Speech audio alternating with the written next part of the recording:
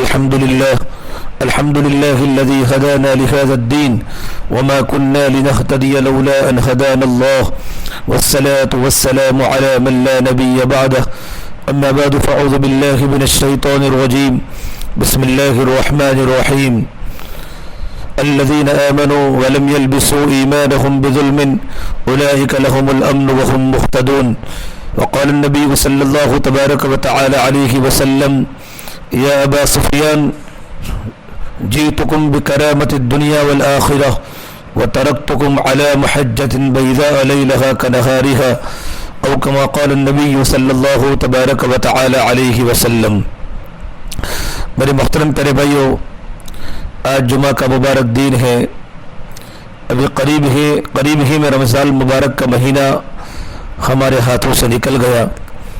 جن اللہ تبارک و تعالیٰ کے بندوں نے ماہ مبارک کو اچھے طریقے پر وصول کیا، ان کا بھی مہینہ پورا ہو گیا، اور جنہوں نے اس ماہ مبارک کو غفلتوں میں گزارا، معصیت کے ساتھ گزارا، سستی میں گزارا، اللہ کی نافرمانی کے ساتھ گزارا، ان کا بھی رمضان مبارک چلا گیا۔ اللہ تبارک و تعالی ہمیں معاف فرمائے۔ رمضان میں اللہ تعالیٰ نے جو بھی عبادتیں کروائی، کمی کوتاہی بہت ہوئی ہے، اللہ تعالیٰ اس کو قبول فرمائے اور اللہ پاک ہم سب کی مغفرت فرماوے۔ اس شوال کا چوتھا دن ہے، جمعہ کا مبارک دن ہے، اور شوال کے 6 روزے رکھنے کی بہت بڑی فضیلت ہے۔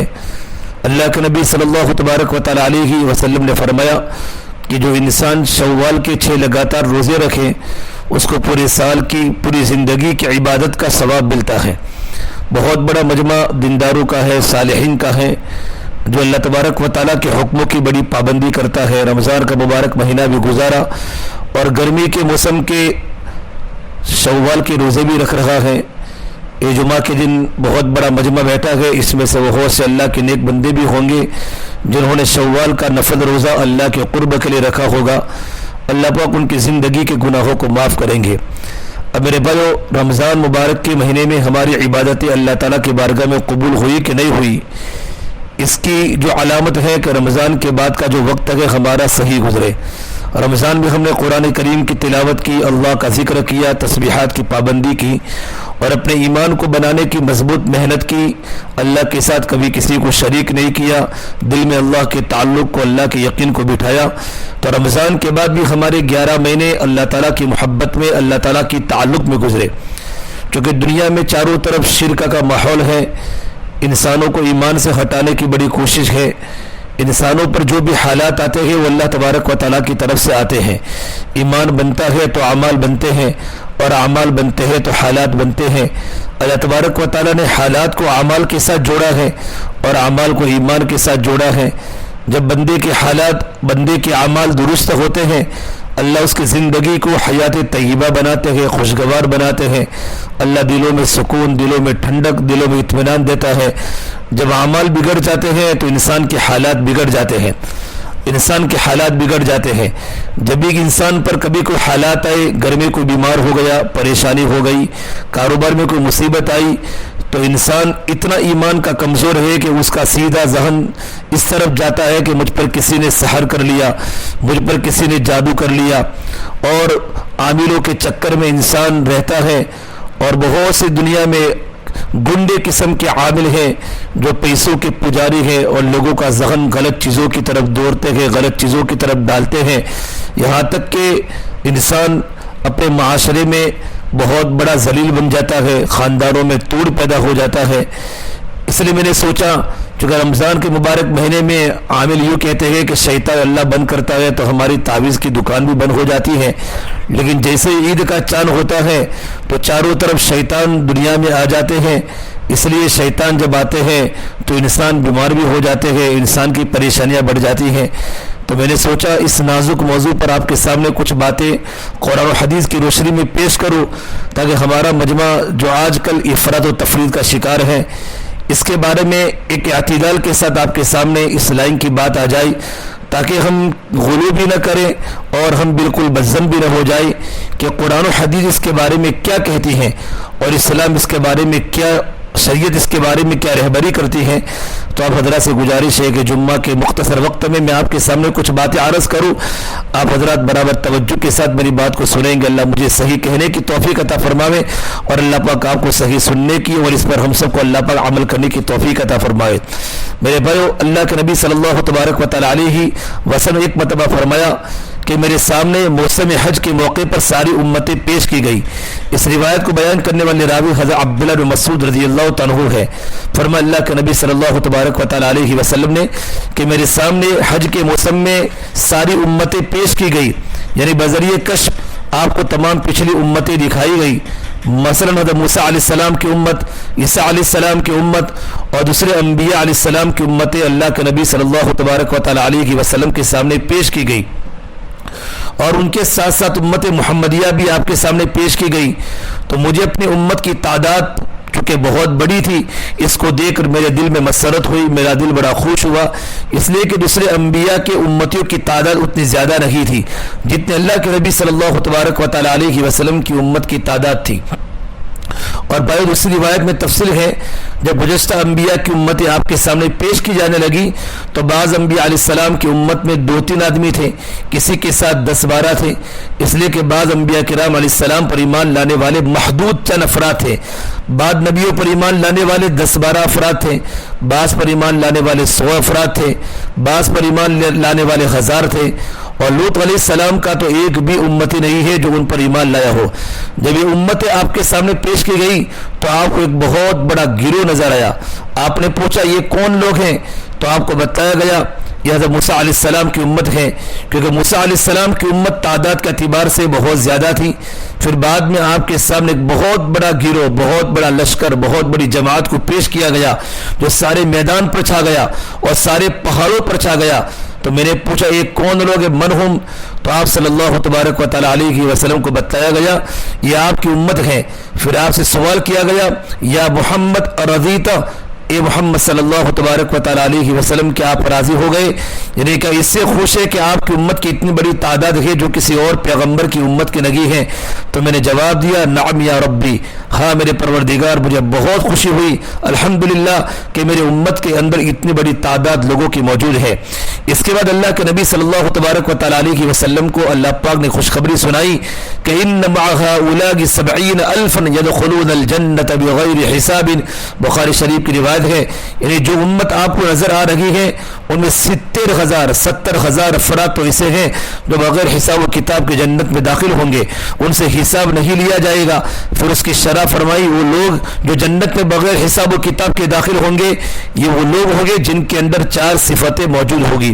پہلی صفت یہ ہے هم الذین لا یسترقون هم الذین لا یسترقون، یعنی وہ لوگ جان پھونک نہیں کرتے تھے. اور دوسری صفت یہ بتائی وہ لوگ بیماری کا علاج داغ لگا کر نہیں کرتے تھے. اہل عرب میں زمانے جاہلیت میں رواج تھا جب کسی بیماری کا کوئی علاج کارگر نہیں ہوتا تھا تو اس وقت وہ لوگ لوہا گرم کر کے بیمار کے جسم سے لگاتے تھے. اور تیسری صفت بیان فرمائی وہ بڑے شگونی نہیں رہتے تھے کہ فلاں بات ہو گئی اس سے برا شگون لے لیا، اس نے یہ کیا اس نے یہ ہو گیا، کوا گھر کے آگے چلا اس نے گھر میں مصیبت آئی، بلی سامنے ملی تو گھر میں مصیبت آئی، اس طریقے پر برا شگون نہیں لیتے ہیں. اور چوتھی صفت یہ ہے وہ لوگ ان باتوں کے بجائے اللہ تبارک و تعالیٰ پر یقین کرتے ہیں، اللہ تبارک و تعالیٰ پر توکل کرتے ہیں. جن لوگوں میں 4 صفتیں ہوگی وہ ان 70,000 افراد میں داخل ہوں گے جو بلا حساب و کتاب کے جنت میں داخل ہوں گے. یہ بہت بڑی متورک جماعت ہوگی اور یہ جو 70,000 افراد بلا حساب و کتاب کے جنت میں داخل ہوں گے ان کے لیے جو عدد بیان کیا گیا وہ 70,000 ہوں گے. بعض حضرات نے اس کی تشریح میں فرمایا وہ واقعیتاً 70,000 افراد ہوں گے، اور بعض محدثین نے فرمایا 70,000 کا لفظ یہاں عدد بیان کرنے کے لیے نہیں ہے بلکہ کثرت کو بیان کرنا مقصود ہے.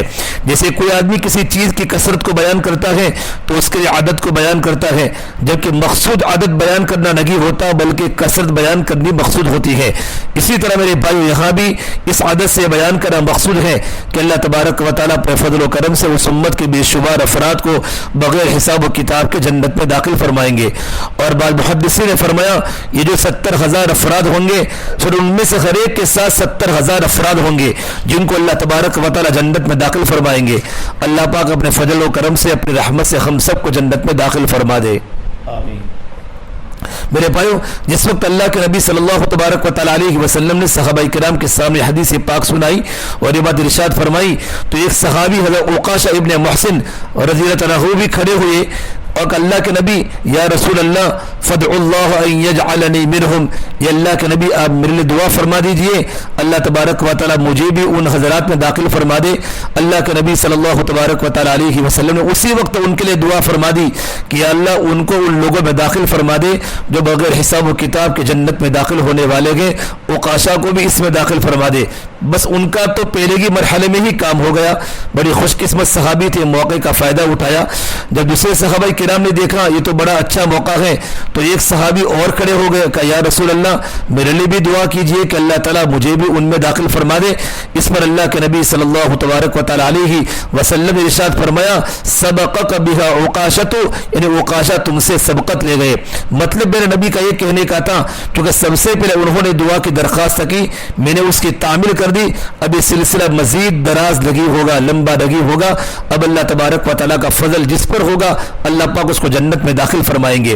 میرے بھائیو، اس حدیث پاک میں امت محمدیہ علیہ الصلوۃ والتسلیم کے لیے بشارت ہے اور ان لوگوں کے لیے بڑی بشارت ہے جن کو اللہ تبارک و تعالیٰ اس جماعت میں داخل فرما لیں گے جو بغیر حساب و کتاب کے جنت میں داخل کر دی جائے گی۔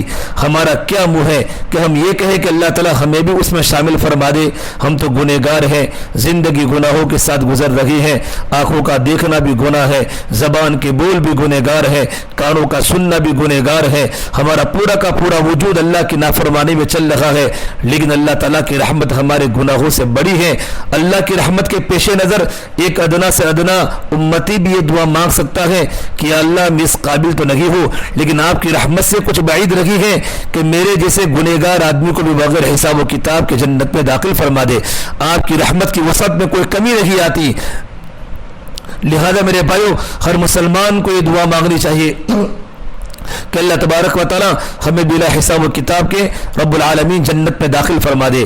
بہرحال بھائیو، اس حدیث میں 4 صفات بیان فرمائی ہیں، جن میں 4 صفات پائی جائے گی وہ جنت میں بغیر حساب و کتاب کے داخل ہوں گے۔ ان میں سے ایک تو یہ ہے کہ وہ لوگ علاج کے وقت داغ نہیں لگاتے۔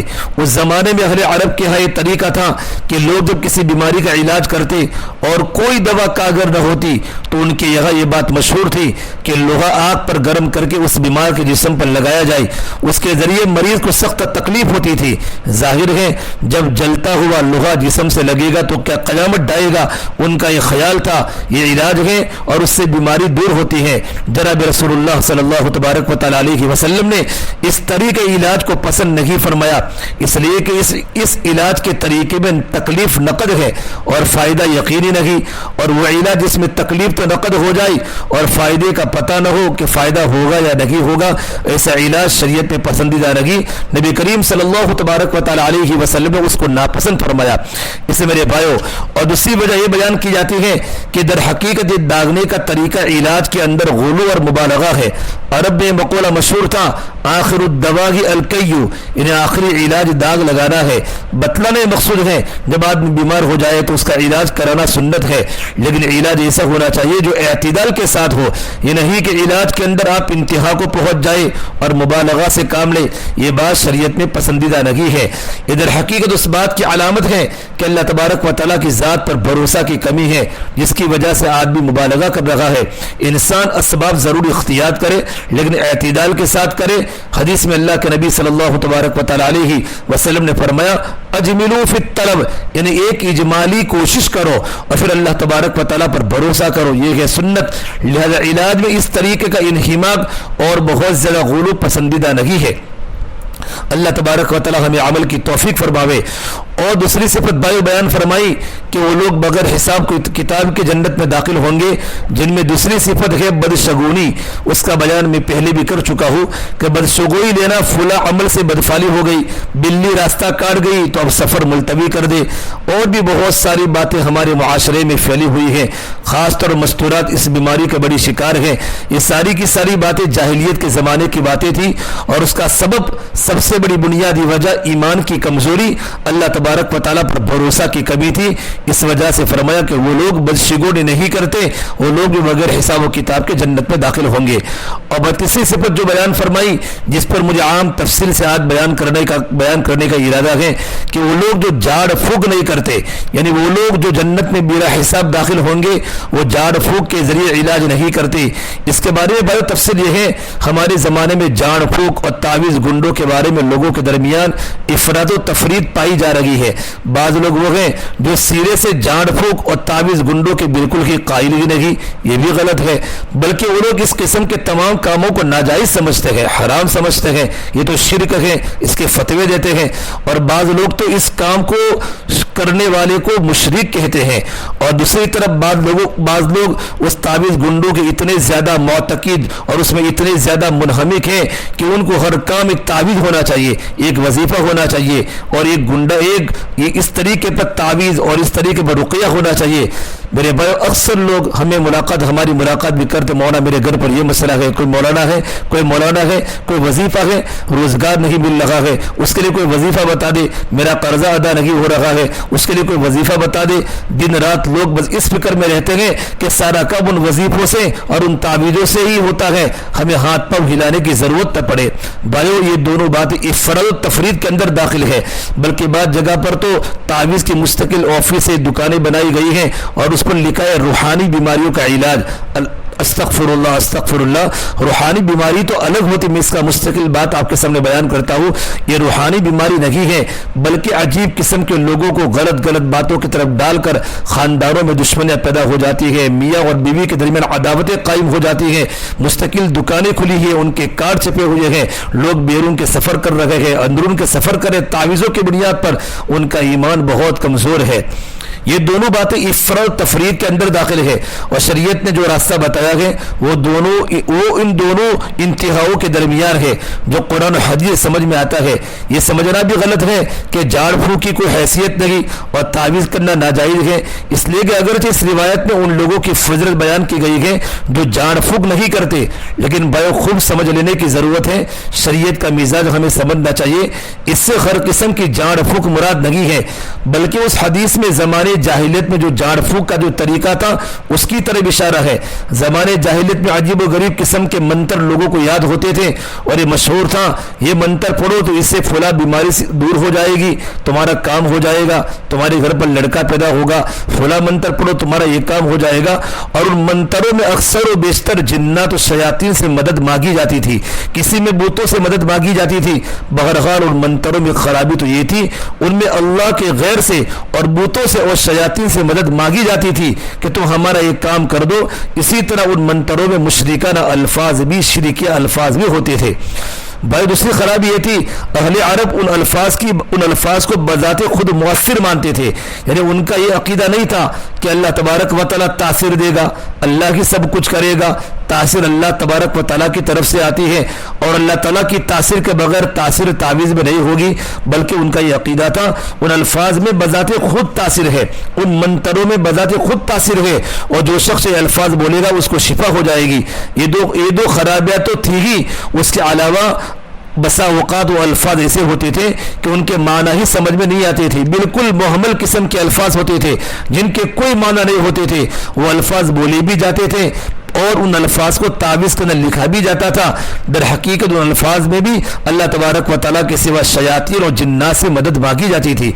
जाहिर है मेरे भाइयों, जब शिरक की बातें थी, इसलिए अल्लाह के नबी सल्लल्लाहु तबारक व तआला अलैहि वसल्लम ने ज़माने जाहिलियत के झाड़ फूक के तरीके को मना फरमाया, और ये फरमाया कि जो लोग इस किस्म के झाड़ फूक और तावीज़ गुंडों में मुब्तला नहीं होते, ये वो लोग होंगे जिनको रब्बुल आलमीन बगैर हिसाब व किताब के जन्नत में दाखिल फरमाएंगे। लिहाजा इस हदीस में जिसमें झाड़ फूक का जिक्र है, उससे वो झाड़ फूक मुराद है जिसका ज़माने जाहिलियत में रिवाज था। और वह थोड़ी तफसीर और समझ दीजिए कि एक कारखाने हयात, एक कायनात का पूरा निज़ाम अल्लाह ताला का बनाया हुआ है। ये पूरी दुनिया अल्लाह ने बनाई है, और अल्लाह तबारक व तआला ने मुख्तलिफ चीज़ों में मुख्तलिफ खासियतें और मुख्तलिफ तासीर रख दी है। मसलन पानी के अंदर ये तासीर है कि वो प्यास बुझाता है, आँख के अंदर जलाने की खासियत मौजूद है। अगर अल्लाह तबारक व तआला ये तासीर आँख से निकाल दे तो आँख जलाना छोड़ देगी। हज़रत इब्राहीम अलैहिस्सलाम के लिए उसी आँख को अल्लाह ताला ने गुलजार बना दिया था, طرح ہوا کے اندر تاثیر الگ رکھی ہے، مٹی کی تاثیر الگ ہے، اسی طرح اللہ تعالیٰ نے مختلف قسم کی مخلوقات پیدا فرمائی ہے، انسان ہے، جنات ہے، جانور ہے، شیاطین ہے وغیرہ، اور ان میں سے ہر ایک کو کچھ نہ کچھ طاقت دے رکھی ہے۔ انسان کو طاقت دے رکھی ہے، گدھے گھوڑے کو بھی طاقت دے رکھی ہے، شیر اور ہاتھی کو بھی طاقت دے رکھی ہے، اور ہر ایک کی طاقت کا معیار اور پیمانہ مختلف ہے۔ شیر جتنا طاقتور ہے انسان اتنا طاقتور نہیں ہے۔ سانپ کے اندر زہر رکھ دیا، اگر وہ کسی کو کاٹ لے تو انسان مر جائے۔ اسی طرح بچھو کے اندر بھی زہر رکھ دیا، لیکن اس کے کاٹنے سے لوگ نہیں مرتے بلکہ تکلیف ہوتی ہے۔ بہرحال ہر ایک کی خاصیتیں مختلف ہیں اور طاقتیں مختلف ہیں۔ اسی طریقے پر جنات و شیاطین کو بھی اللہ تعالیٰ نے کچھ طاقتیں دے رکھی ہیں، وہ طاقتیں انسان کے لیے باعث تعجب ہوتی ہے۔ مثال کے طور پر جنات کو اور شیاطین کو یہ طاقت حاصل ہے کہ وہ کسی کو نظر نہ آئے، یہ طاقت انسان کو حاصل لگی۔ اگر انسان یہ چاہے کہ میں کسی کو نظر نہ آؤں تو اسی صورت حاصل نہیں کر سکتا۔ اگر انسان یہ چاہے کہ میں ایک لمحہ یہاں سے اڑ کر امریکہ چلا جاؤں تو یہ طاقت حضرت انسان کو حاصل لگی ہے۔ لیکن بعض جنات اور شیاطین کو اللہ تعالیٰ نے یہ طاقت دے رکھی ہے، یہ شیاطین لوگوں کو گمراہ کرنے کے لیے اور ان کو اللہ تعالیٰ کے دین سے پھیرنے کے لیے بعض اوقات انسان کو اسے کلمات کہنے کی ترغیب دیتے ہیں جو شرک والے ہیں، پورا شرک بھرا ہوا ہے۔ وہ شیاطین انسانوں سے کہتے ہیں اگر تم وہ کلمات کہو گے جو شرک والے ہیں اور نعوذ باللہ اللہ تعالیٰ کی شان میں گستاخی کرو گے تو ہم خوش ہوں گے، اور جو طاقت اللہ نے ہمیں دے رکھی ہے اس کو تمہارے حق میں استعمال کریں گے۔ مثال کے طور پر فرض کریں اگر کسی کی کوئی چیز گم ہو گئی ہو اور وہ بیچارہ ڈھونڈتا پھر رہا ہے، اب اگر کسی جنات شیاطین کو پتہ چل گیا کہ وہ کہاں پڑی ہوئی ہے تو وہ چیز کو اٹھا کر 1 منٹ میں لا سکتا ہے۔ اللہ نے اس کو یہ طاقت دی ہے۔ اس شیطان نے اپنے معتقدین سے یہ کہہ دیا اگر تم یہ کلمات کہو گے، یہ منتر پڑھو گے تو میں تمہاری مدد کروں گا اور وہ چیز تمہارے سامنے لا کر دے دوں گا۔ اس کا نام جادو، اس کا نام سحر اور کہانت ہے، اور اسی کو سفلی عمل بھی کہا جاتا ہے۔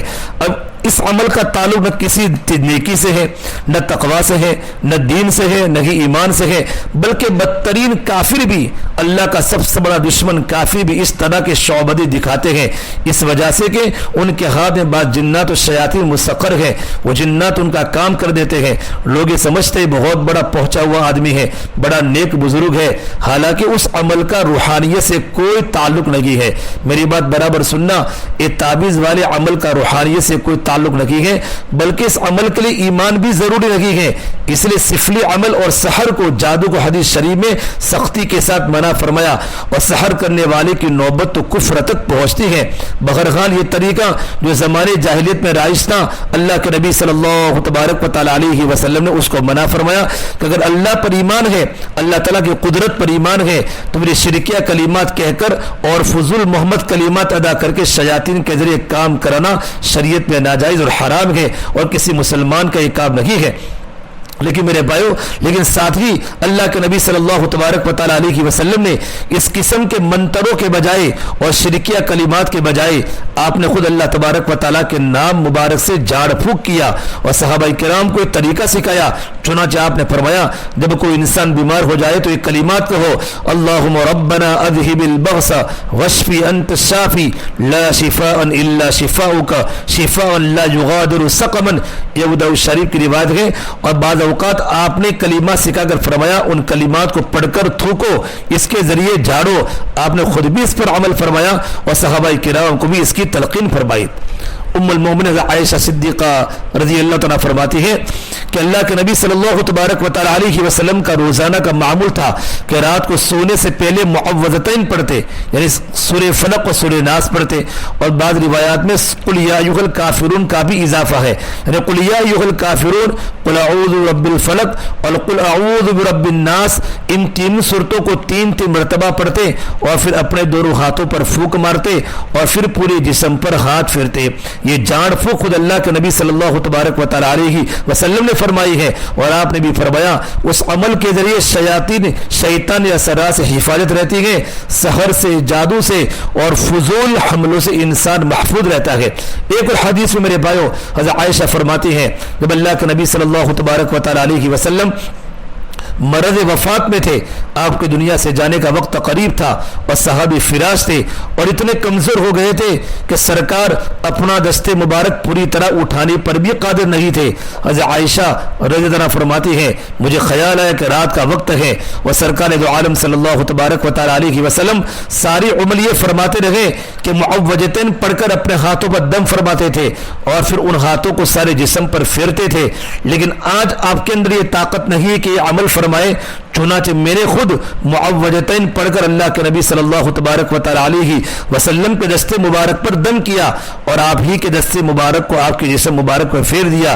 اس لیے اگر میں اپنے ہاتھوں کو آپ کے جسم مبارک پر پھیرتی تو اس کی اتنی تاثیر اور اتنا فائدہ نہ ہوتا جتنا فائدہ خود آپ کے دست مبارک پھرنے سے ہوتا.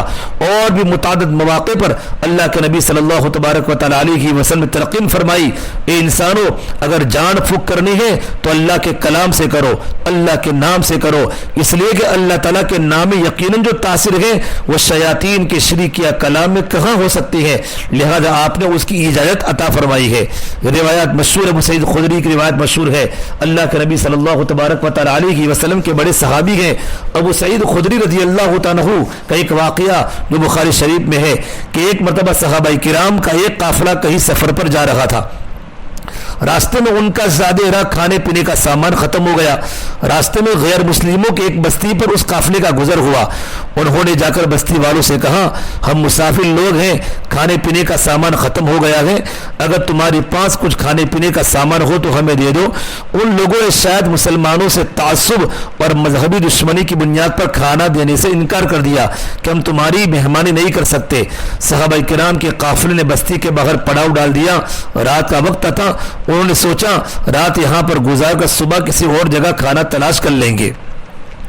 پھر عجیب قصہ بنا. اللہ کا کرنا ایسا ہوا اس بستی کے سردار کو سانپ نے کاٹ لیا. اب بستی والوں نے سانپ کے کاٹنے سے جتنے علاج تھے سب آزما لیے, لیکن اس کا زہر نہیں اترتا تھا. کسی نے ان سے کہا کہ سانپ کا زہر اتارنے کے لیے جھاڑ پھونک کی جاتی ہے, اگر جھاڑ پھونک جاننے والا ہو تو اس کو بلایا جائے تاکہ وہ آ کر زہر اتارے. انہوں نے کہا بستی میں تو جھاڑ پھونک کرنے والا کوئی ہے نہیں.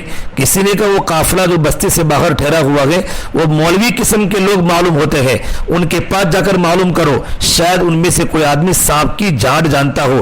چنانچہ گاؤں کے لوگ ابو سعید خدری رضی اللہ عنہ کے پاس آئے اور پوچھا کیا آپ میں کوئی آدمی ہے جو سانپ کے ڈسے کو جھاڑ دے.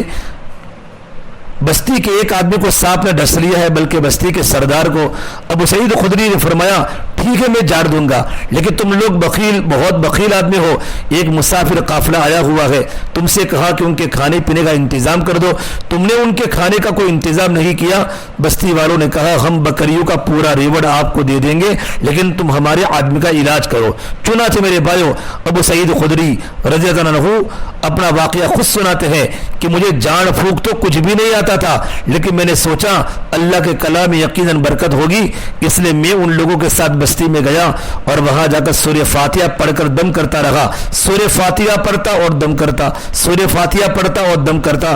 اللہ کا کرنا ایسا ہوا اس کا زہر پورا کا پورا اتر گیا اور وہ لوگ بہت خوش ہوئے اور بکریوں کا ایک ریوڑ ہمیں دے دیا.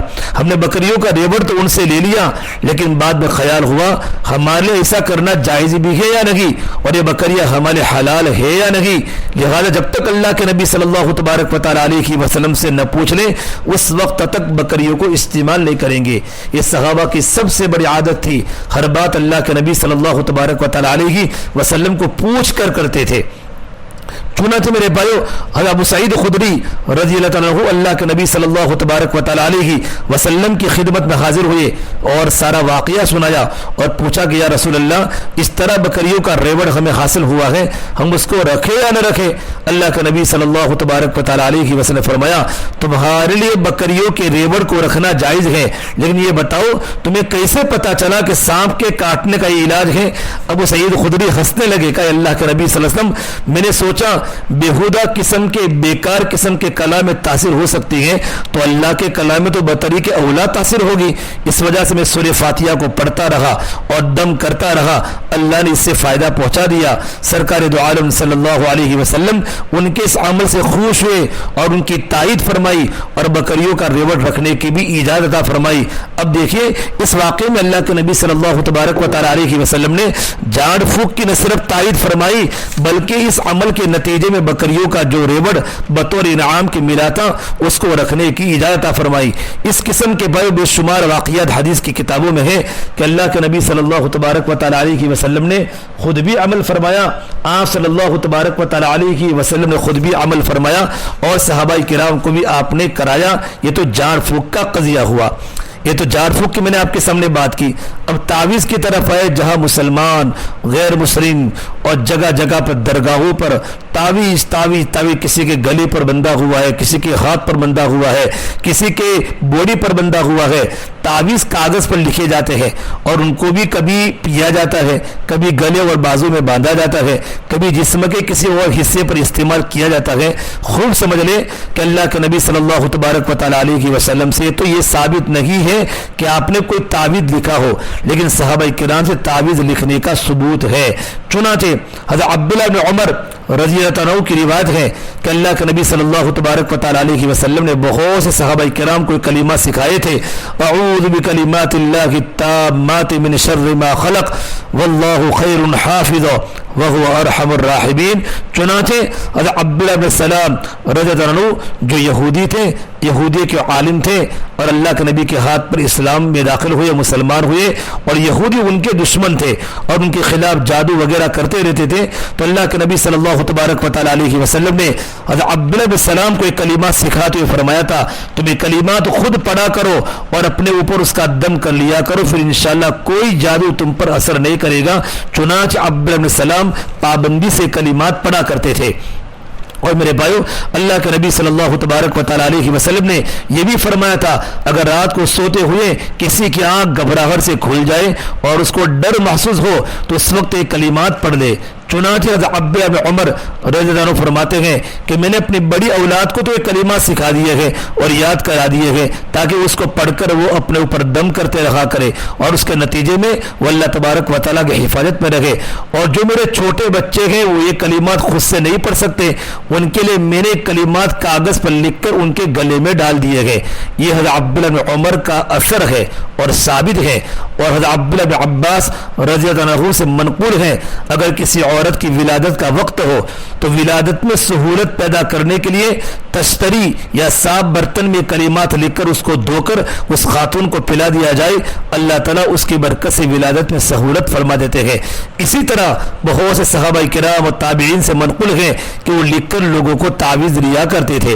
लेकिन एक बात याद रखनी चाहिए जो हकीमुल उम्मत मौलाना अशरफ अली थानवी रहमतुल्लाह अलैह ने फरमाई है और अहादीस से यकीनन वही बात साबित होती है, वो ये कि तावीज़ का फ़ायदा सानवी दर्जे का है, नंबर 2 के दर्जे का है।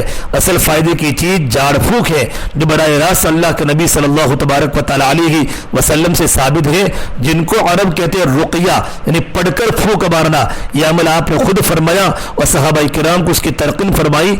इस अमल में ज्यादा तासीर और ज्यादा बरकत है। और तावीज़ उस जगह इस्तेमाल किया जाए जहाँ आदमी वो कलिमात खुद न पढ़ सकता हो, न दूसरा आदमी पढ़कर दम कर सकता हो, इस मौके पर तावीज़ दे दिया जाए। वरना असल तासीर तो झाड़ फूक है। जैसे हमारी मस्तूरात आती है ना कि वे कसर पड़ी है, दम करो, इसका बिल्कुल सबूत है। बच्चे पर नजर का असर होता है, बिल्कुल पढ़कर दम कर सकते हैं। बहरहाल सहाबा किराम से दोनों तरीके साबित है। बाद लोग ये समझते हैं कि तावीज़ का लटकाना शिरक है। जैसे आप हज करने जाओ, उमरा करने जाओ तो बहुत से अरब हजरत आपको मिलेंगे, अगर आपके गले में तावीज़ होगा तो फौरन तोड़ के कहते हैं तावीज़ का लटकाना शिरक है और गुनाह है। उसकी वजह एक हदीस है जिसका मतलब लोग सही नहीं समझे, उसके नतीजे में वो तावीज़ लटकाने को नाजायज समझते हैं। चुनाचे हदीस शरीफ में अल्लाह के नबी सल्लल्लाहु तबारक व तआला अलैहि वसल्लम ने फरमाया, अबू दाऊद शरीफ की रिवायत है, इन्नर रुका वत्तमाइमा वत्तौलत शिरकुन, इन्नर रुका वत्तमाइमा वत्तौलत शिरकुन। تمائم تمیمہ کی جمع ہے، اور عربی زبان میں تمیمہ کی جو معنی ہے اردو میں اس کے لیے کوئی لفظ نہیں تھا، اس لوگوں نے غلطی سے اس کے معنی تعویذ کے کر دیے، اس کے نتیجے میں حدیث کا معنی پھر یہ ہوا تعویذ شرک ہے۔ اب لوگوں نے اس بات کو پکڑ لیا ہر قسم کا تعویذ شرک ہے، حالانکہ یہ بات صحیح نہیں۔ تمیمہ عربی زبان میں سیب کے ان کوڑیوں کو کہا جاتا ہے جن کو زمانے جاہلیت میں لوگ دھاگے میں پیرو کر بچوں کے گلے میں ڈال دیا کرتے تھے، اور ان کوڑیوں پر مشرکانہ منتر پڑے جاتے تھے، اور دوسری طرف یہ کہ ان کوڑیوں کو بذات خود مؤثر سمجھا جاتا تھا کہ ان میں شفا خود موجود ہے۔ ایک مشرکانہ عمل تھا جس کو تمیمہ کہا جاتا تھا۔ اللہ کے نبی صلی اللہ تبارک و تعالی علیہ وسلم نے یہ فرمایا التمائم شرک، کہ تمائم شرک ہے، لیکن جہاں تک اللہ تعالیٰ کے نام کے ذریعے جھاڑ پھونک کا تعلق ہے وہ خود اللہ کے نبی صلی اللہ تبارک و تعالی علیہ وسلم سے اور آپ کے صحابہ سے بالکل ثابت ہے، اس لیے وہ ٹھیک ہے، لیکن اس کے لیے اس کے جواز کے لیے بھی چند شرائط انتہائی ضروری ہے۔ ہماری مستورات لائن لگاتی ہیں اور تعویذ کرنے والے بھی یہ سمجھے کہ اس کے لیے کچھ شرائط ہے، اس کے بغیر یہ عمل جائز نہیں۔ اب سنیے میرے بھائیو، پہلی شرط یہ ہے کہ جو کلمات پڑھے جائیں ان میں کوئی کلمہ ایسا نہ ہو جس میں اللہ تعالیٰ کے سوا کسی اور سے مدد مانگی گئی ہو، اس لیے کہ بعض اوقات ان میں یا فلاں کے الفاظ ہوتے ہیں اور اس جگہ پر اللہ کے علاوہ کسی اور کا نام ہوتا ہے۔ ایسا تعویذ، ایسا گنڈا، ایسی جھاڑ پھونک حرام ہے جس میں اللہ کے علاوہ سے مدد لی گئی ہو۔ دوسری شرط ہے اگر جھاڑ پھونک کے الفاظ یا تعویذ میں لکھے ہوئے الفاظ ایسے ہیں جن کا معنی ہی معلوم نہیں کہ کیا معنی ہے، ایسا تعویذ استعمال کرنا بھی ناجائز ہے۔ بھئی تعویذ میں تم نے جو لکھا اس کا معنی کیا ہے؟ اس لیے ہو سکتا ہے وہ کوئی مشرکانہ کلمہ ہو اور اس میں اللہ کے علاوہ سے غیر سے مدد مانگی گئی ہو یا اس میں شیطان سے خطاب ہو، ایسے تعویذ بالکل ممنوع اور ناجائز و حرام ہے۔ البتہ ایک رقیہ ایسا ہے، رقیہ جس کے معنی ہمیں معلوم نہیں، لیکن اللہ کے نبی صلی اللہ تبارک و تعالی علیہ وسلم نے اس کی اجازت دی ہے۔ چنانچہ حدیث شریف میں آتا ہے ایک صحابی نے اللہ کے نبی صلی اللہ تبارک و تعالی علیہ وسلم سے سامنے عرض کیا کہ ایک عمل ایسا ہے اگر سانپ یا بچھو کسی کو کاٹ لے تو اس کے کاٹنے کا اثر زائل کرنے کے لیے، ختم کرنے کے لیے اور اس کے شر سے محفوظ رکھنے کے لیے ہم یہ الفاظ پڑھتے ہیں شجۃ قرنیۃ ملجۃ بحر قطع، شجۃ قرنیۃ ملجۃ بحر قطع۔ اب اس کے معنی تو ہمیں معلوم نہیں، لیکن جب اللہ کے نبی صلی اللہ تبارک و تعالی علیہ وسلم پر الفاظ پیش کیے گئے تو آپ نے اس کو منع نہیں فرمایا۔ شاید یہ عبرانی زبانی کے الفاظ ہے اور یہ حدیث صحیح سند کی ہے۔ علماء کرام نے فرمایا صرف یہ ایک ایسا تعویذ ہے، ایسا جھاڑ پھونک ہے جس کے معنی معلوم نہ ہونے کے باوجود اس کے ذریعے جھاڑ پھونک بھی جائز ہے اور اس کے ذریعے تعویذ لکھنا بھی جائز ہے۔ البتہ اس پر بھروسہ کرنا کہ گویا انہی کلمات کے اندر بذات خود تاثیر ہے، یہ حرام ہے، بلکہ ان کلمات کو ایک تدبیر سمجھے، اس سے زیادہ اس کی کوئی بھی حقیقت نہیں۔ میرے بھائیو، بہرحال تعویذ اور جھاڑ پھونک کی شرعی حقیقت ہے، لیکن اس معاملے میں افراط و تفریط ہو رہی ہے۔ ایک طرف تو وہ لوگ ہیں جو اس عمل کو حرام اور ناجائز کہتے ہیں، اس کی تفصیل تو میں نے عرض کر دی۔ اب دوسری قسم وہ لوگ ہیں جو سمجھتے ہیں بس سارا دن وہ تعویذ گنڈوں کے اندر منحصر ہے، اور جو ابھی تعویذ گنڈا کرتا ہے وہ بہت بڑا عالم ہے، وہ بہت بڑا نیک آدمی ہے، متقی اور پرہیزگار ہے، اس کی بات ماننی چاہیے، اس کی تقلید کرنی چاہیے، اس کا معتقد ہونا چاہیے۔ اور جو شخص تعویذ نہیں بناتا یا جس کو تعویذ بنانا نہیں آتا اس کے بارے میں سمجھتے ہیں اس کو دین کا علم کی نہیں۔ بہت سے لوگ ہمیں پوچھتے، ہم جہاں بیان کرنے جاتے ہیں تو بہت سے لوگ پوچھتے ہیں کہ فلاں مقصد کے لیے تعویذ دے دیجئے، میں ان سے کہتا ہوں مجھے تو تعویذ دینا نہیں آتا، تو لوگ بہت حیران ہوتے ہیں، مولانا آپ تقریر کرتے ہیں، یہ سب کچھ کرتے ہیں، وہ سمجھتے ہیں جو اتنا بڑا، وہ سمجھتے ہیں بھئی اتنی بڑی تقریر کہتے ہیں اور ان کو تعویذ کا کام نہیں آتا، اور اس میں جو اور ان کو تو مدرسے میں تعویذ کا کام سکھایا جاتا ہوگا۔ حالانکہ یہ چیز کسی کو نہیں آتی، بلکہ جس کو آتی ہے اس کا کوئی مسلمان ہونا بھی ضرور نہیں ہے۔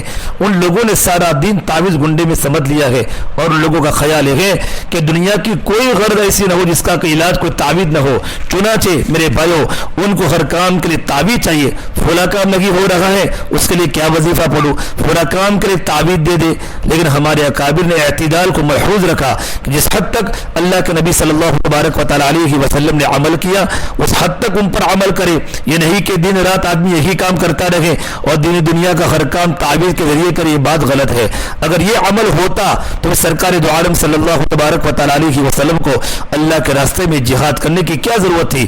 بس کافروں پر کوئی ایسی جان پھونک کرتے کہ وہ سب اللہ کے نبی کے قدموں میں آ کر ڈھیر ہو جاتے. آپ نے جان پھونک پر کبھی بھی عمل بھی کیا ہے, لیکن اتنا غلو اور انہماک بھی نہیں کیا کہ ہر کام کے لیے تعویذ گنڈے کو استعمال فرماتے. آج تو چاروں طرف پتہ نہیں کیا کیا, کوئی گھر کا لائٹ بل سے کوئی علاج کرتا ہے, کوئی وزن کر کے علاج کرتا ہے. یہ سارے کے سارے اس طرح کے مولوی ہیں. احتیاط کرنا چاہیے ان کے پاس جانے سے. اللہ ہماری حفاظت فرمائے. حضرت مولانا رشید احمد گنگوہی نور اللہ مرقدہ بہت بڑے بزرگ ہیں. ان کے پاس ایک دیہاتی آیا, اس کے دماغ میں بس یہی تھا کہ مولوی اگر تعویذ نہیں جانتا تو بالکل جاہل ہے, اس کو کچھ نہیں آتا. چنانچہ آپ کو بہت بڑا عالم سمجھ کر آپ کے پاس سے کہا حضرت مجھے تعویذ دے دو. مولانا نے فرمایا مجھے تعویذ آتا ہی نہیں. اس نے کہا اجی نہیں مجھے دے دو. حضرت فرمایا مجھے تو آتا نہیں تو کیا دے دوں, لیکن وہ پیچھے پڑ گیا کہ مجھے تعویذ دے دو. حضرت فرماتے مجھے تو کچھ سمجھ میں نہیں آیا کہ کیا لکھوں, تو میں نے اس تعویذ میں لکھ دیا یا اللہ یہ مانتا نہیں میں جانتا نہیں, آپ اپنے فضل و کرم سے اس کا کام کر دیجئے. یہ لکھ کر میں نے اس کو دے دیا کہ لڑکا لے. اس نے لڑکا لیا, اللہ پاک نے اسی کے ذریعے اس کا کام بنا دیا. حضرت جی کا واقعہ ہے کہ ایک عورت آئی میرے بھائیو, ایک عورت آئی اور اس نے کہا جب میں سر کے بال بناتی ہوں تو میری مانگ ٹیڑھی بن جاتی ہے, یعنی پوتھی برابر نہیں ہوتی, مانگ ٹیڑھی بن جاتی ہے, سیدھی نہیں بنتی. اس کا کوئی تعویذ دے دو. حضرت مولانا رشید احمد گنگوہی نے فرمایا مجھے تعویذ کہاں آتا ہے اور اس کا کیا تعویذ ہوگا, مانگ سیدھی نہیں ہوتی. مگر وہ عورت تو پیچھے پڑ گئی. حضرت فرماتے ہیں جب اس نے زیادہ اصرار کیا تو میں نے ایک کاغذ پر لکھ دیا بسم اللہ الرحمن الرحیم اہدنا الصراط المستقیم. اس کا تعویذ بنا کر پہن لو, شاید تمہاری مانگ سیدھی ہو جائے. امید ہے کہ اللہ نے سیدھی کر دی ہوگی. بعض اوقات اللہ تبارک و تعالیٰ کا معاملہ اپنے نیک بندوں کے ساتھ یہ ہوتا ہے, جب ان کی زبان سے کوئی کلمہ نکل جاتا ہے تو اللہ پاک اس کو سچا کر دیتے ہیں. بہرحال بزرگوں کے واقعات اور حالات میں جو لکھا ہوتا ہے کہ فلاں بزرگ نے کلمہ لکھ دیا اس سے فائدہ ہو گیا, وہ اسی طرح ہے. اللہ تعالیٰ کے کسی نیک بندے سے کوئی درخواست کی گئی اور اس کے دل میں یہ آیا کہ کلمات لکھ دو شاید اس سے فائدہ ہو جائے, چنانچہ اللہ تبارک و تعالیٰ نے اس کے ذریعے فائدہ دے دیا. میرے بھائیو آج کل تو یہ صورتحال ہو گئی ہے, ہر وقت آدمی اسی جاڑ پھونک کے دھندے میں لگا ہے, بیرون کے سفر کرتا ہے, پتہ نہیں کہاں کہاں جا رہا ہے, ہر وقت اسی تعویذ گنڈے کے چکر میں لگا رہتا ہے کہ صبح سے شام تک جو بھی کام ہو وہ تعویذ کے ذریعے ہو. فلاں کام کا الگ تعویذ ہونا چاہیے, فلاں کام کا الگ تعویذ ہونا چاہیے, ملازمت کا الگ تعویذ ہونا چاہیے, بیماری کا الگ ہونا چاہیے, ہر چیز کی ایک الگ دعا ہونی چاہیے. تعویذ گنڈے میں اتنا انہماک اور غلو سنت کے خلاف ہے. بہت سارے اچھے عامل بھی ہیں جو علاج کرتے ہیں ماشاءاللہ, جو بالکل حقیقت بتلاتے ہیں. اللہ کے نبی صلی اللہ تبارک و تعالیٰ علیہ وسلم کبھی کبھی جان پھونک بھی کی ہے, لیکن یہ نہیں تھا کہ دنیا کے ہر کام کے لیے جان پھونک کر رہے ہو. کافروں کے ساتھ جہاد ہو رہے ہیں, لڑائی ہو رہی ہے, کبھی یہ منقول نہیں حدیث میں کہ کفار کو زیر کرنے کے لیے آپ نے کوئی جان پھونک کی ہو. ہاں دعا ضرور فرماتے تھے, اسی کہ سب سے بڑی اور اصل چیز دعا ہے. یاد رکھیے تعویذ اور جان کے ذریعے علاج جائز ہے, مگر یہ عبادت نہیں. قرآن کریم کی آیات کو اور قرآن کریم کی صورتوں کو اور اللہ تعالیٰ کے ناموں کو اپنے کسی دنیاوی مقصد کے لیے استعمال کرنا زیادہ سے زیادہ جائز ہے, لیکن یہ کام عبادت نہیں اور اس میں ثواب نہیں. جیسے آپ کو بخار آیا اور آپ نے دوا پی لی تو دوا پینا جائز ہے, لیکن دوا پینا عبادت نہیں بلکہ ایک مباح کام ہے. اسی طرح تعویذ کرنا اور جان پھونک کرنا, اس تعویذ اور جان پھونک میں اگرچہ اللہ کا نام استعمال کیا, لیکن جب تم نے اس کو اپنی دنیاوی مقاصد کے لیے استعمال کیا تو اب یہ بذات خود ثواب اور عبادت نہیں. لیکن اگر براہ راست اللہ تبارک و تعالیٰ سے مانگو اور 2 رکعت صلاۃ الحاجہ پڑھ کر اللہ سے دعا کرو, یا اللہ اپنی رحمت سے میرا یہ مقصد پورا فرما دیجئے, یا اللہ میری مشکل کو حل فرما دیجئے, یا اللہ میری پریشانی دور فرما دیجئے, تو اس دعا کرنے میں ثواب ہی ثواب ہے. اللہ کے نبی صلی اللہ تبارک و تعالیٰ علیہ وسلم کی سنت مبارکہ تھی, جب کوئی حاجت پیش آتی تو اللہ کے بارگاہ میں دعا کرتے اور 2 رکعت صلاۃ الحاجہ پڑھ کر دعا کرتے. تو زیادہ اچھا ہم بھی دعا کریں, اس سے یہ ہوگا جو مقصد ہے وہ اگر مفید ہے تو انشاءاللہ حاصل ہوگا اور ثواب تو ہر حال میں ملے گا. اسے دعا کرنا چاہے دنیا کی غرض سے ہو وہ ثواب کا موجب ہے, اس لیے کہ دعا کے بارے میں اللہ کے نبی نے فرمایا الدعاء هو العبادہ, دعا بذات خود عبادت ہے. لہذا میرے بھائیو اگر کسی آدمی کو ساری عمر جان پھونک کرنے کا طریقہ نہ آئے तावीज़ लिखने का तरीका ना आए, लेकिन वो बराह रास्त अल्लाह से दुआ करे तो यकीनन उसका ये अमल उस तावीज़ और जान फूक से बदर जगह अफजल और बेहतर है। लिहाजा हर वक्त तावीज़ गुंडे में लगे रहना यह अमल सुन्नत के मुताबिक नहीं। जो बात नबी करीम सल्लल्लाहु तबारक व तआला अलैहि वसल्लम और सहाबा किराम से जिस हद तक साबित है उसको उसी हद पर रखना चाहिए, इससे आगे नहीं बढ़ना चाहिए। अगर कभी ज़रूरत पेश आए तो अल्लाह का नाम लेकर झाड़ फूक करने में कोई हरज नहीं, लेकिन हर वक्त उसके अंदर इन्हिमाक और गुलू करना और उसको अपना धंधा और मशगला बना लेना किसी तरह भी दुरुस्त नहीं। बस तावीज़ गुंडों की हकीकत है, इससे ज़्यादा कुछ नहीं। अब लोगों ने तावीज़ गुंडे, अमलियात, ये वजीफे और जान फूक उनका नाम रख लिया रूहानी इलाज। हालांकि बड़े मुगालते और धोखे में डालने वाला नाम है। दुकानों पर लिखा है रूहानी इलाज हमारी राह होता है। इसी के रूहानी इलाज तो दरअसल इंसान के अखलाक की इस्लाह का नाम था, उसके ज़ाहिरी अमाल की इस्लाह और उसके बातिन के अमाल की इस्लाह का नाम है रूहानी इलाज। यह असल में रूहानी इलाज था। मसलन एक आदमी के अंदर तकब्बुर है, अभी तकब्बुर कैसे ख़त्म हो? एक आदमी में हसद है, वो हसद कैसे ख़त्म हो? एक आदमी में गुस्सा ज़्यादा है, वो कैसे ज़ाइल हो? हकीकत में उसका नाम रूहानी इलाज है। उसके लिए खानका है, उसके लिए मशाइख है। लोग अपने दिलों का इलाज कराते हैं, अपनी नफ्सों की अपनी नफ्सियात को ख़त्म करके अल्लाह की मर्जियात पर आने के लिए बुजुर्गों की सोहबत में जाते हैं, उनकी जुतियाँ सीधी करते हैं। लेकिन आज इस तावीज़ गुंडे के इलाज का नाम रूहानी इलाज रख दिया गया, जो बड़े मुगालते वाला अमल है, धोखा देने वाला अमल है। और अगर किसी आदमी का तावीज़ गुंडा और जान फूक अल्लाह ताला के फजल करम से कामयाब हो गया तो उस आदमी के मुत्तकी और परहेजगार होने की दलील नहीं, और न ये उस बात की दलील है कि आदमी दुनिया एतबार से मुक्तदा बन गया है। वो तो अल्लाह ताला ने अल्फाज में तासीर रख दी है, जो भी आदमी उसको पढ़ेगा तासीर हासिल हो जाएगी।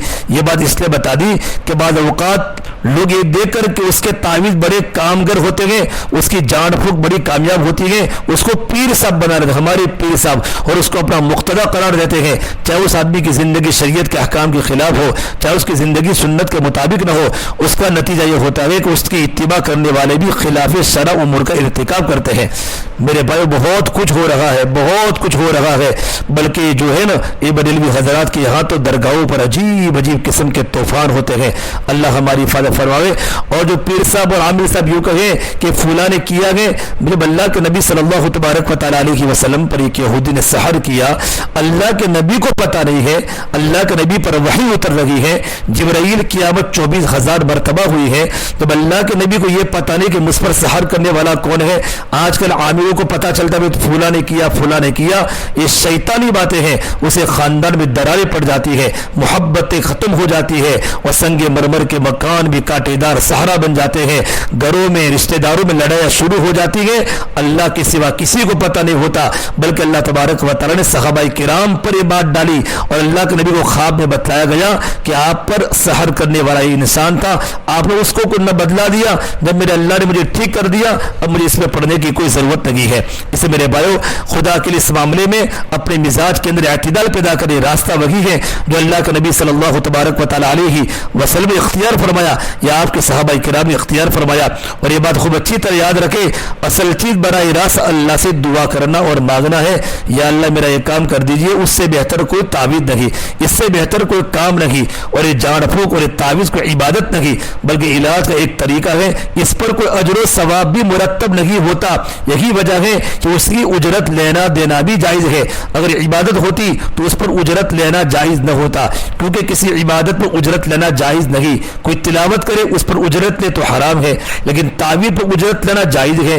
बहरहाल अगर वाक़ईतन ज़रूरत पेश आए तो हुदूद और क़ुयूद में रहकर उसको इस्तेमाल कर सकते हैं, लेकिन उसके हुदूद और क़ुयूद से आगे बढ़ना और हर वक्त उन्हीं तावीज़ गुंडों की फिक्र में रहना, ये कोई सुन्नतकार तरीका नहीं है। हदीस शरीफ में फरमाया, वो लोग जो बगैर हिसाब किताब के जन्नत में दाखिल होंगे, जो जाड़ फूक नहीं करते। उस हदीस के एक माना तो मैंने बता दिए, उससे ज़माने जाहिलियत में की जाने वाली जाड़ फूक मुराद है। और बाद उलमा ने फरमाया, एक हदीस में इशारा भी मौजूद है कि जो जाड़ फूक जायज़ भी है उसमें भी गुलू और मुबालगा और उसमें ज़्यादा इन्हिमाक भी पसंदीदा नहीं, बल्कि आदमी असल भरोसा अल्लाह तबारक व तआला पर रखे और जब ज़रूरत पेश आए अल्लाह से दुआ करे, यही बेहतरीन इलाज है। उसके नतीजे में बशारत भी हासिल होगी जो इस हदीस शरीफ में बयान की गई है। अल्लाह पाक अपने फजल करम से हम सबको इसका मिस्ताक बनावे, हम सबको अल्लाह तबारक व तआला बगैर हिसाब किताब के जन्नत में दाखिला अता फरमावे, ईमान को मजबूत بنانے کی ضرورت ہے. سب کچھ اللہ تبارک و تعالیٰ کی طرف سے ہوتا ہے. اللہ کے نبی کی عادت تھی جب کوئی مسئلہ پیش آتا اب اللہ تعالیٰ کی طرف متوجہ ہو جاتے. تو بھائی ایمان کو مضبوط کرو. کسی پر بدگمانی کرنا اس نے یہ کیا ہے, بلکہ اللہ معاف کرے بعض انسان تو بوؤں کے پاس جاتے بوا ڈھونڈتا گئے, وہاں جا کر اپنا علاج کراتے گئے. یہ سارے شرکیہ مشرکانہ منتر اس شریعت میں حرام ہے. اللہ ہماری برادری کی اور اللہ پوری امت مسلمہ کی پوری پوری حفاظت فرماوے. اب ساتھی سنتیں پڑھ لے, فوراً خطبہ ہوگا. وآخر دعوانا الحمدللہ رب العالمین.